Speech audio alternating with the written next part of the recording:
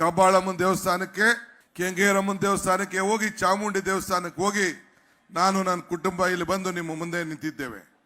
ಆ ತಾಯಿಗೂ ಪ್ರಾರ್ಥನೆ ಮಾಡಿ ನೀರಿಗೋಸ್ಕರ ನಡಿಗೆ. ಯಾರಿಗೋಸ್ಕರ ಮಾಡ್ದೋ?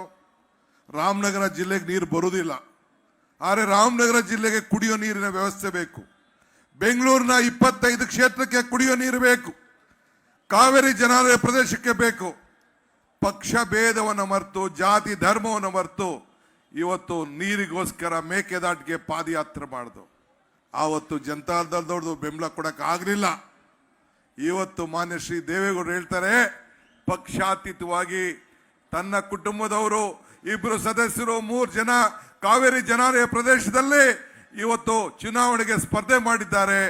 ಎಲ್ಲಿ ರೈತರು ಕೈ ಕೊಟ್ಬಿಡ್ತಾರೋ ಅಂತೇಳಿ ಪಕ್ಷಾತೀತವಾಗಿ ನೀವೆಲ್ಲ ಸೇರಿ ಒಗ್ಗಟ್ಟಿನಿಂದ ಮೇಕೆದಾಟು ಹೋರಾಟ ಮಾಡಬೇಕು ಅಂತ ಹೇಳ್ತಾ ಇದ್ದಾರೆ. ಗೌಡ್ರೆ, ಈ ಜನ ದಡ್ರೆ ಯಾರು ಇಲ್ಲ. ನಿಮ್ಮನ್ನ ನೋಡಿದ್ದಾರೆ, ಕುಮಾರಣ್ಣನ ನೋಡಿದ್ದಾರೆ. ಇವತ್ತು ನಮ್ಮ ಸರ್ಕಾರ ಜನರ ಮುಂದೆ ಇದೆ.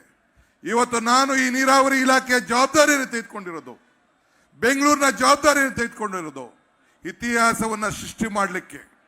ಇತಿಹಾಸ ಮರ್ತವನು ಇತಿಹಾಸ ಸೃಷ್ಟಿ ಮಾಡಲಿಕ್ಕೆ ಸಾಧ್ಯ ಇಲ್ಲ.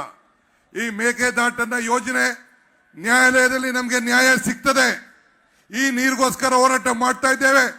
ನಮ್ಮ ನೀರು ನಮ್ಮ ಹಕ್ಕು. ಈ ಹೋರಾಟ ಹೆಜ್ಜೆಯನ್ನ ನಮ್ಮ ಜನ ನೀವೆಲ್ಲ ಸೇರಿ ಹೆಜ್ಜೆ ಹಾಕಿ ಈ ದೇಶಕ್ಕೆ ಒಂದು ದೊಡ್ಡ ತ್ಯಾಗವನ್ನು ಮಾಡಿದ್ದೀರಿ. ಇದನ್ನ ನಾವು ಮರೀಲಿಕ್ಕೆ ಸಾಧ್ಯ ಇಲ್ಲ. ಇವತ್ತು ಈ ಯೋಜನೆ ಈಗಾಗಲೇ ನನ್ನ ಕಚೇರಿ ತಯಾರಾಗಿದೆ. ಮೇಕೆದಾಟು ಯೋಜನೆ ಕಚೇರಿ ಅರಣ್ಯ ಭೂಮಿಗೆ ಈಗಾಗಲೇ ಅರಣ್ಯ ಭೂಮಿಯನ್ನು ಹಸ್ತಾಂತರ ಮಾಡಲಿಕ್ಕೆ ನಾವೆಲ್ಲ ಕಾರ್ಯಕ್ರಮವನ್ನು ರೂಪಿಸಿದ್ದೇವೆ. ಇದು ಕಾವೇರಿ ಜನಾಲಯ ಪ್ರದೇಶದ ಎಲ್ಲ ಜನರಿಗೂ ಕೂಡ ಅನುಕೂಲ ಮಾಡುವಂತ ಒಂದು ಯೋಜನೆಯನ್ನ ನಾವು ಮಾಡೇ ಮಾಡ್ತೀವಿ. ಇದಕ್ಕೆ ಚಿಂತನೆ ಮಾಡೋದು ಬೇಡ.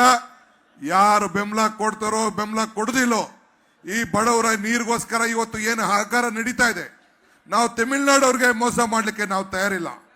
ಆ ತಮಿಳುನಾಡವ್ರಿಗೆ 177.45 TMC ಏನು ಕೊಡಬೇಕು, ಆ ನೀರನ್ನ ಕೋರ್ಟ್ ಆದೇಶವನ್ನು ನಾವು ಪಾಲನೆ